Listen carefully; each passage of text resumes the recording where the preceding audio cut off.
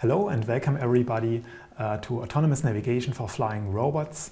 In this video we will look at sensors and of course in particular at sensors that are relevant for quadrotors and micro-aerial vehicles. The most important sensor in every UAV is a so-called inertial measurement unit. That is a device that consists of accelerometers and gyroscopes to measure the inertial motion of the quadrotor. And it's typically used for attitude stabilization.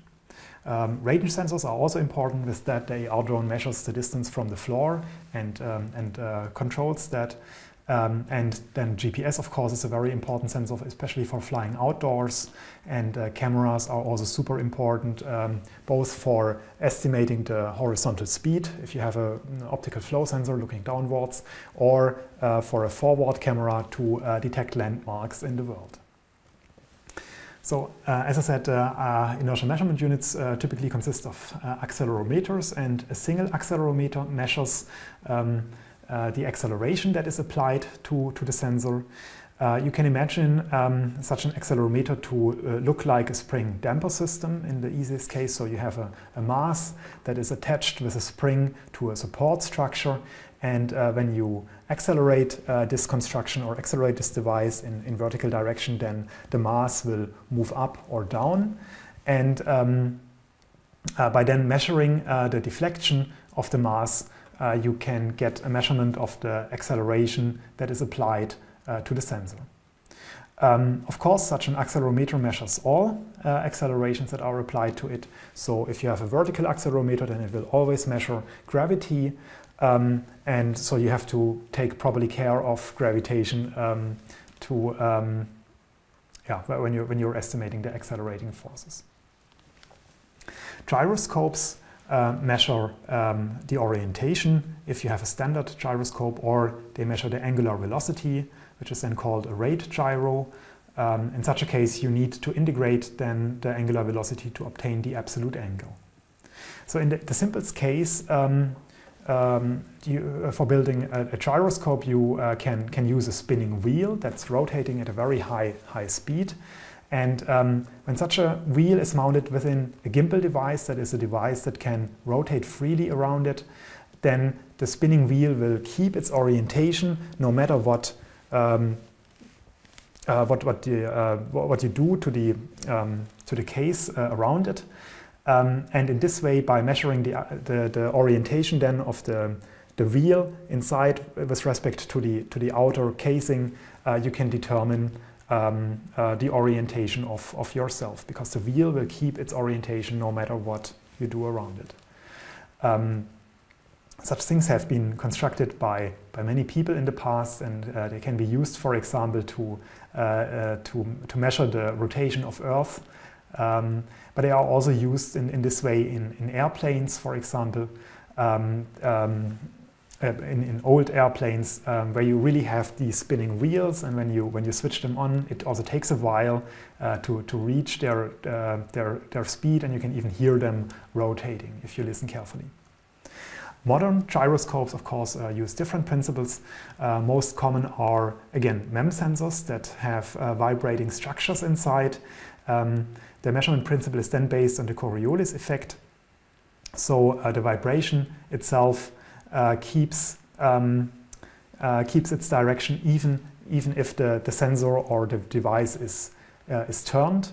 And then again, you can use capacitive sensing to see whether this structure gets closer or gets further away from the electrodes.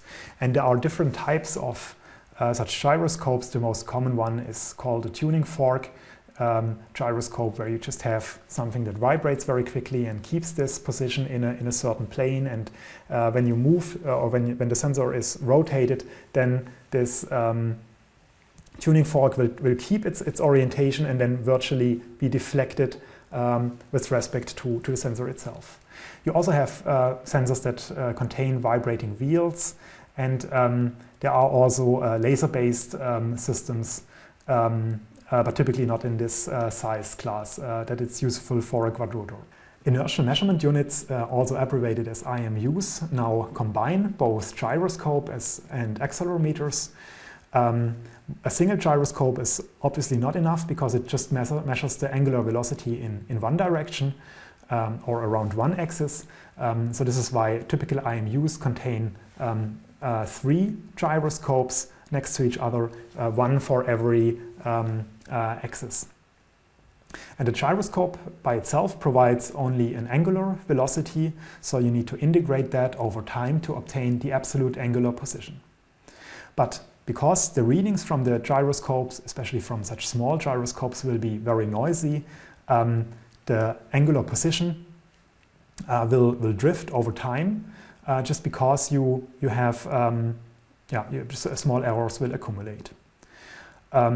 So depending on the quality of your IMU, this drift can be relatively small, like for example 1 degree per hour on smaller quadrotors, or if you have smaller gyroscopes, then this can even be 1 degree per second or 1 degree per minute, depending on the quality. Then there are also accelerometers in IMUs. Again, you need 3 of them to measure the acceleration in all 3 spatial directions. An accelerometer provides accelerations, and it also measures, of course, the Earth's gravity. And from there you can again then integrate your estimated speed and your estimated position. This is usually done in an algorithm or in an implementation called the IMU strap-down algorithm. You get the data from the accelerometers and the gyroscopes. Maybe let's start in the bottom left with the gyroscopes. We're getting the angular rates in all 3 directions, and then the first computation block here just integrates those to obtain the attitude of the quadrotor just by adding them up. And when you have the attitude, you know in which direction you would expect a gravitational force. So you can use that to compensate for gravity from the accelerometer readings, and which means that after this gravity compensation, you have the pure acceleration that is applied to your IMU at the moment. And when you integrate this acceleration, then you obtain the velocity of the device, and when you integrate that again, you get the position. It should be noted, of course, that when you integrate twice such noisy readings, then the result will be extremely noisy and extremely wrong. So the position integration of MEMS IMUs is not useful over longer periods of time, but you can usually get rather good predictions for the next 100 milliseconds, maybe even up to 1 second or so, but after that it will be extremely inaccurate. The estimated acceleration after gravity compensation is then typically run through a low-pass filter to see whether there is any acceleration remaining in a certain direction, and this is then usually because the attitude is not completely right, and this can be compensated by estimating the bias of the gyroscope and then feeding that back into the attitude integration to compensate for such a bias over longer periods of time. GPS is also very important, especially for flying outdoors. I guess most of you will know the GPS system, as this is the same as every smartphone uses. The idea is that you have many satellites circling Earth, and every satellite transmits its position and time, and the receiver then receives these messages from the satellites and measures the time difference in the individual signals between the individual timestamps from the satellites. And then by evaluating these differences, the receiver can calculate the position on Earth from these so-called pseudo ranges. So there are a large number of satellites rotating around Earth. Every satellite with the GPS system has a 12-hour orbit. They are flying in roughly 20,000 kilometers height.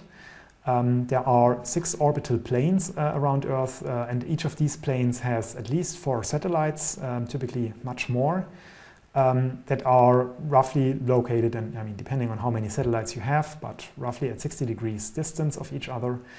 And this ensures then that there are always at least 4 satellites visible, typically much more. Yeah, as I said, every satellite transmits its orbital location, the so-called almanach, and the current time. And yeah, and because all satellites share the same frequency for transmission, the transmission rate is extremely low. It's only 50 bits per second. And this message they're transmitting has 1,500 bits, which is not much. But nevertheless, to transmit that takes roughly 12.5 minutes. So this is why a cold start of a receiver takes a very long time before you get the first fix. GPS has 2 different modes of operation. The normal one that is used by most smartphones is called the position from pseudo-range mode. For that, the GPS receiver needs to see at least 4 different satellites. It's 4 because the receiver has to estimate both the current time and its position on Earth. And the position on Earth is a 3-dimensional vector, depending on how you represent it, as longitude, latitude, and elevation, or simply as x, y, z with respect to some reference point. But this means that we have to compute at least 4 different values, and for that we need 4 independent measurements. This first mode of operation is relatively inaccurate. Typically you get positioning accuracy between 3 and 15 meters, depending on the equipment that you have, but also depending on the atmospheric conditions. But it gives you an absolute position on Earth, and this is very useful, of course, for navigation system in cars, but also for airplanes and quadrotors. The other mode of operation requires an additional base station or a reference station, and the idea then is to not only use the pseudo-ranges but also to determine the exact phase shifts of the signals between the receiver and the base station. With that you can achieve extremely high accuracies, typically far below 1 millimeter. But the position that you're getting is then not absolute on Earth, but it's relative with respect to your reference station. Such systems are called real-time kinematic GPS or differential GPS, and become more and more affordable and also smaller, such that we can hope that sooner or later they will fit on our quadrotors. Good. The next sensor that is relevant for us is our range sensors, in particular ultrasound range sensors. The idea of most range sensors is to emit a signal, to have an active sensor that emits a signal, and then measure the time the signal needs to return to the sender or to the receiver. And when we're talking here about ultrasound, then we're effectively using the propagation speed of ultrasound to determine then the distance between the sender receiver and the object. So here, for example, we can see the sender receiver. It sends out the red waves. These waves are reflected by the object, and then the receiver will hear its echo, and from the time this took, or this time measurement times the velocity of the sound divided by 2, because the signal has to traverse both from left to right and then from right to left again, gives directly the distance. So this is a very simple measurement principle, and therefore it's very often used. The disadvantage, of course, at least of ultrasound, is that the range is quite limited, so you can only do that up to a few meters, depending also on your surface. It works less well on grass. It works better, of course, on things like stone or better reflecting surfaces. Another problem is that the opening angle of a speaker or of a microphone is rather large. So typically the beam that is sent out has an opening angle of around 20 to 40 degrees.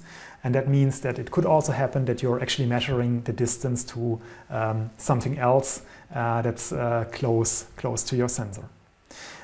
And yeah, another problem, of course, is that that the sensor doesn't work on certain objects that either absorb the sound or reflect it in a different way, but that the sound does not return to the receiver. But in any case, the advantage here is that that those sensors are extremely lightweight to build, a few grams, and extremely cheap, so you can get them for a few euros. Probably if you buy them in quantities, they become even cheaper.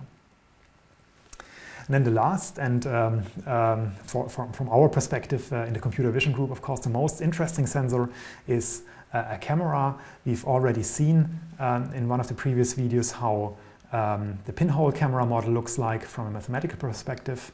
The idea is you have the world, and the world emits some light because it is lit by the sun or by any other light source, and then the rays from the object pass through the pinhole and then fall onto the film or the sensor, which is light sensitive, and that we can read out then electronically. Of course, most cameras don't use the pinhole model, the pinhole idea, but have a lens that focuses the rays on the film or on the sensor. The advantage here is that you have a larger aperture, which means that more light is passed on to the sensor, and that helps, of course, then during image acquisition. The disadvantage of using lenses is that they typically induce some radial distortion of the image, and depending on how expensive your lenses are, this effect is stronger or less stronger. It's in particular bad for lenses that have large opening angles. Typically for webcams, this is not a large problem. But if you're getting close, if you're getting maybe above 100 degrees opening angle, then these deviations become visible very strongly, the larger it gets, the worse it gets. And typically you can see these deviations, especially in the corners of the image, and they show up as so if you see lines in the image that are not straight anymore, then you know that you're probably dealing with lens distortions. In most cases, there are different ways for modeling these distortions. A very common model is to use a low-order polynomial to describe the deviation from the ideal image and the observed image. And so in this case, you have this R here refers to the radius or the distance from the optical center of your camera or of your image, and then these coefficients kappa 1 and kappa 2 refer to how strong this deviation is on your lens. So now, for being able to use these camera models, we of course need to determine all the coefficients in the models. For the pinhole model, this means that we need to determine the focal length fx and fy, and also the optical centers cx and cy. For the distortion model, we need to know the coefficients kappa 1 and kappa 2, and possibly even higher order distortion coefficients. And then, of course, the question is, how can we in practice actually determine these parameters? And then a very common method for doing that is to show a checkerboard to the camera, and to use that to establish correspondences between 3D points in the world and 2D points on the image. And from such a set of observations, the coefficients of the camera model can then be determined. So in general, every observation between a 2D point and a 3D point produces two constraints, one for the x-axis in the image and one for the y-axis in the image. And then you can use that to solve for the optical, the intrinsic parameters like the focal length and the optical center, but also the distortion coefficients. So the image in the lower left shows the calibration toolbox in ROS. For monocular cameras, you just show a checkerboard in different configurations, and then also at different parts of the image. It's usually a good idea to hold it close to the image borders, because, as we've seen before, the distortion is the largest close to the image border. And when you've taken enough of these observations, you can calibrate all the coefficients. And then here on the right, this has already happened, and you can recognize that because now all the lines in the image are actually straight as they should be. Good. So to summarize the lesson of today, we've looked at various sensors that can be used on quadrotors. and microaerial vehicles. We've seen that IMUs can be used to measure the attitude, the velocity and the position of the vehicle. We've looked at range sensors that can be used to measure distances, and we've looked at GPS to measure the global position of a quadrotor when flying outdoors. And then lastly, we've looked at real cameras and how they can be calibrated to establish the correspondence between 3D points in the world and to the observations on the image plane.